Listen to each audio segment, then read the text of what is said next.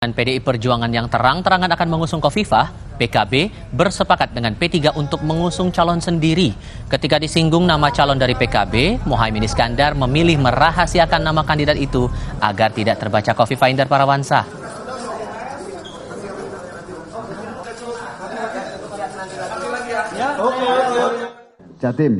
Jatim tadi memang menyita waktu agak banyak dalam pembicaraan. Agak banyak dan hampir sepakat pokoknya kita harus mengusung seseorang. Nah, siapa dia ini masih rahasia. Masih rahasia, nanti kalau bocor ketahuan Khofifah bahaya itu. Jangan dipancing soal nama, pokoknya rahasia yang akan diumumkan pada waktu yang tepat.